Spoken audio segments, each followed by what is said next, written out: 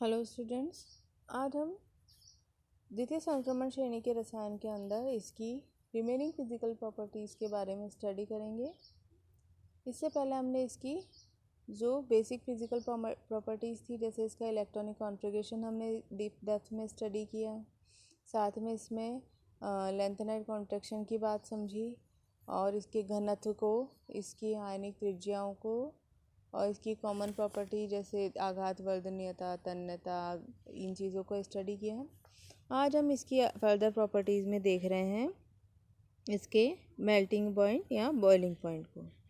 ठीक है, तो संक्रमण धातुओं के जो गलनांक और क्वथनांक के मान में अत्यंत उच्च व सामान्य 1000 से ऊपर तक पाए जाते हैं, क्योंकि इनमें स्ट्रॉन्ग बॉन्डिंग पाई जाती है। इनकी क्रिस्टल स्ट्रक्चर भी काफ़ी मजबूत होती है। द्वितीय संक्रमण श्रेणी के तीनों तत्व टैंटलम, टंगस्ट्रम तथा रीनियम के गलनांक तो 3000 से भी ऊपर होते हैं। जैसे कि आपको पता है जो टंगस्टन है उसका यूज़, ये टंगस्टन का जो वायर है ये हमारे बल्ब के अंदर जो फिलामेंट होता है वो इसी का बना हुआ होता है। तो इसका टेम्परेचर 3000 तक भी हो जाता है।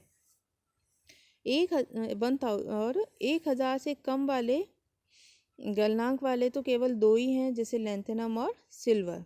यद्यपि कैडमियम और मरकरी के गलनांक भी हम काफ़ी कम मानते हैं, जिसमें मरकरी का गलनांक तो बिल्कुल ही -23 डिग्री सेंटीग्रेड है। इसी से वह सामान्य ताप पर अपने लिक्विड फेज में पाया जाता है, क्योंकि इसका गलनांक काफ़ी कम है। मरकरी की द्रव अवस्था का एक और कॉज है कि इसका उच्च आयनन विभव। संक्रमण तत्वों की 3 श्रेणियों में मरकरी का आयनन विभव सबसे ज़्यादा होता है। क्योंकि इतने उच्च आयनन विभव के कारण मरकरी के इलेक्ट्रॉन जो होते हैं वो धात्विक बंध में भाग ही नहीं ले पाते। और मरकरी की एक और विशेषता है कि इसमें इसका वाष्प घनत्व बहुत उच्च होता है। आयनन विभव भी उच्च है और वाष्प घनत्व भी उच्च है, जिससे क्या होता है, इसकी वाष्प असाधारण उत्कृष्ट गैसों की भांति मोनो एटॉमिक होती है। और मरकरी की विषैली जो वाष्प होती है वो फैले नहीं, इसी कारण इसे द्रव अथवा जैसे टोलुइन की सतह से ढक के रखा जाता है और यह ऐसे वातावरण में खुला नहीं रखा जा सकता। और वैसे भी इसमें डी ऑर्बिटल पूरा भरा हुआ होता है, इसलिए इसको हमने उसमें डी ब्लॉक एलिमेंट या संक्रमण तत्वों में भी इसको नहीं माना जाता है। अब मरकरी का कुछ इम्पोर्टेंट बातें हैं। एक तो धात्विक बंध में भाग नहीं ले पाता, दूसरा यह मोनो एटॉमिक भी है और तीसरा यह वाष्पशील भी हो जाता है, इसलिए इसको टोलुइन से ढक के रखा जाता है। नेक्स्ट इसमें है आयनन विभव। संक्रमण तत्वों के आयनन विभव के मान जो हैं वह एस ब्लॉक और पी ब्लॉक के मध्यवर्ती होते हैं। जैसे इनके मान 500 से 1000 किलोजूल पर मोल तक होते हैं। पर्याप्त उच्च आयनन विभव के कारण इनका विद्युत धनात्मक गुण कम हो जाता है और इनके यौगिकों में आयनिक गुणों की तुलना में सहसंयोजक गुण सबसे ज़्यादा हो जाता है। और उच्च ऑक्सीकरण अवस्था में तो ये लगभग कैसे होते हैं, सहसंयोजक ही होते हैं। इनके आयनन विभव के मान भी उच्च होते हैं, जो देखिए टेबल में दे रखे हैं। साथ में संक्रमण धातुओं में कई धातुओं का विद्युत धनात्मक गुण तो इतना हो जाता है कि वे खनिज अम्लों के साथ क्रिया करके हाइड्रोजन गैस भी रिलीज कर देते हैं। लेकिन कुछ तत्वों के निम्न मानक विभव, उच्च ऊर्ध्वपातन ऊर्जा और उच्च आयनन विभव और निम्न विलायकन ऊर्जा के कारण इनकी रिएक्टिविटी काफ़ी कम हो जाती है। इसी कारण इन प्लेटिनम धातुओं जैसे ये वाली और जो स्वर्ण है, इनको हम उत्कृष्ट धातुएं भी कहते हैं, क्योंकि इनमें विद्युत धनात्मक गुण के कारण यह इनकी उच्च आयनन ऊर्जा, उच्च निम्न विलायकन ऊर्जा, ये सब ऐसे गुण हैं जो इसको बहुत ही कम रिएक्टिव बनाते हैं, तो इनकी रिएक्टिविटी को कम कर देते हैं। नेक्स्ट इसमें है कि इसका चुंबकीय गुण और रंग।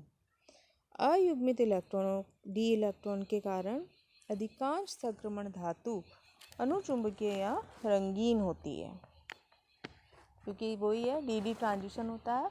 एक ऑर्बिटल से ऊपर वाले ऊर्जा स्तर में जब जाते हैं तो उसमें इलेक्ट्रॉन की कुछ स्पेक्ट्रा वाला रीजन की रेज रिलीज होती हैं। अब आते हैं इसमें उत्क्रमणीय गुण। संक्रमण धातुओं में परिवर्तनशील संयोजकता के कारण ये समांग उत्प्रेरण में क्रियाकारक के साथ अस्थायी या मध्यवर्ती यौगिक बनाकर अभिक्रिया में उत्प्रेरण का कार्य करते हैं। मतलब कि उत्प्रेरक का कंसेप्ट ये होता है कि वह एक इंटरमीडिएट बनाता है, तो यह इंटरमीडिएट आपके उसकी रिएक्टेंट की सरफेस पर भी बन जाता है। और साथ ही विषमांग उत्प्रेरण में भी यह अधिशोषण के लिए मुक्त संयोजकता वाली सतह पर इसको बॉन्ड प्रोवाइड कराते हैं, जिससे ये उत्प्रेरक का कार्य करते हैं और मध्यवर्ती के रूप में कार्य करके रिएक्शन को कम एनर्जी वाले पाथ के थ्रू रिएक्टेंट तक पहुंचाते हैं। इसके कई इसकी गुण हैं, जिसमें हम देख रहे हैं कि इसकी कुछ रासायनिक अभिक्रियाएं हैं जिसमें ये उत्प्रेरक की बात करते हैं। जैसे हाइड्रोजनीकरण वाला प्रोसेस है, इसमें पैलेडियम होता है, ठीक है ना। जैसे फिनॉल का हाइड्रोजनीकरण कराया तो पैलेडियम की उपस्थिति में आपके साइक्लोहेक्सेनॉल बन जाता है। ऐसे ही पैलेडियम क्लोराइड वॉकर प्रक्रम में उत्प्रेरक की तरह बात करता है। इसी तरह से प्लेटिनम का यूज़ हम करते हैं संपर्क प्रक्रम में, प्लेटिनम और रोडियम का ओसवाल प्रक्रम में। तो इस तरह की ये कुछ अभिक्रियाएं हैं जिनमें यह उत्प्रेरक के रूप में वर्क करता है। अब है कि यह इनकी बाहुल्यता, यह आपको कहाँ कहाँ मिल जाते हैं। प्रथम संक्रमण श्रेणी की तत्वों की तुलना में द्वितीय और तृतीय श्रेणी के तत्वों का इस पृथ्वी पर बाहुल्य बहुत ही कम है। भार के अनुसार पृथ्वी पर पाए जाने वाले तत्वों में आयरन तो आपके 4 प्लेट्स पे आता है, जबकि टाइटेनियम 9वें पे और मैग्नीज 12वें स्थान पर आता है। प्रथम संक्रमण श्रेणी के जो तत्व हैं उनको हार्किन नियम का पालन करते हैं, जिसके अनुसार सम संख्या में परमाणु क्रमांक वाले तत्वों का बाहुल्य अधिक होगा, जबकि विषम संख्या के परमाणु क्रमांक वाले उनके पड़ोसी तत्व पृथ्वी पर कम बाहुल्यता में पाए जाएंगे। लेकिन मैग्नीज इसका अपवाद है और टेक्नीशियन तो अपने प्रकृति में होता ही नहीं है। और बाकी द्वितीय और तृतीय संक्रमण श्रेणी के अंतिम जो तत्व हैं उनमें से किसी की भी पृथ्वी पर उपलब्धता 0.16 ppm से अधिक नहीं है।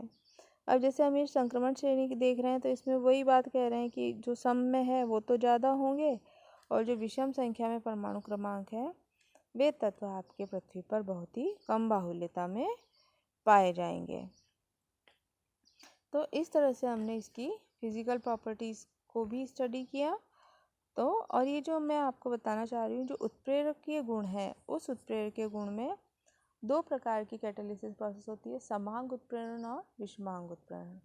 समांग उत्प्रेरण में क्या होता है कि उत्प्रेरक और जो आपके रिएक्टेंट है बस सेम फेज में होते हैं, दोनों लिक्विड है, दोनों लिक्विड में होंगे, है ना। और जो विषमांग होते हैं उसमें क्या होता है, एक उत्प्रेरक सॉलिड में हुआ और मान लो रिएक्टेंट आपका लिक्विड में है, तो उनकी जो फिजिकल स्टेट है वह अलग अलग हो गई। तो उस तरह से उनके जो वह भौतिक अवस्था के बेस पे वो विषमांग उत्प्रेरण की प्रोसेस होती है। और उत्प्रेरक का कार्य हमेशा वही होता है, इसको कभी मत मानिएगा कि कभी भी किसी रिएक्शन में अगर हमने उत्प्रेरक डाला तो उस रिएक्शन की स्पीड को बढ़ा देता है। नो, कभी भी उत्प्रेरक किसी रिएक्शन की स्पीड को नहीं बढ़ाता। वह क्या करता है, रिएक्टेंट के साथ मिलके एक मध्यवर्ती संकुल बना लेता है, जिसकी एनर्जी जो है बिना उत्प्रेरक के जो आपके रिएक्टेंट होता है उसकी एक्टिवेशन एनर्जी से कम होती है। जब उत्प्रेरक का जो कॉम्प्लेक्स जो बनता है ना उसकी क्या बोलते हैं उसकी एनर्जी जो होगी एक्टिवेशन एनर्जी वह कम होती है। तो उस वजह से क्या होता है कि जो रिएक्टेंट है वह कम ऊर्जा बैरियर को या एनर्जी बैरियर को पार करके अपने प्रोडक्ट तक पहुंच जाता है और आपको प्रोडक्ट जल्दी मिल जाता है। तो उसका मतलब ये नहीं है कि उसने स्पीड बढ़ा दी, उसने स्पीड नहीं बढ़ाई, उसने एनर्जी का जो बैरियर था उसकी हाइट कम कर दी और कॉम्प्लेक्स के थ्रू आपको वह प्रोडक्ट जल्दी मिल गया। साथ ही इसमें हमने इसकी रिएक्टिविटी, मैग्नेटिक प्रॉपर्टीज़ और कलर, ये 2 प्रॉपर्टीज़ ऐसी हैं जो अयुग्मित इलेक्ट्रॉन्स के नंबर्स पे डिपेंड करती है। जितने अयुग्मित इलेक्ट्रॉन और उनके नंबर्स अधिक होंगे उसके प्रॉपर्टी, मैग्नेटिक प्रॉपर्टीज़ और ये कलर यह शार्प होंगे और मैग्नेट वाला गुण उसमें ज़्यादा हो जाएगा। तो इस तरह से ये कुछ प्रॉपर्टीज़ थी जिनको हमने इसमें स्टडी किया और इन्हें हम शॉर्ट नोट्स में या और भी कई चीज़ों में आपके अच्छे से आंसर प्रिपेयर कर सकते हैं। Thank you.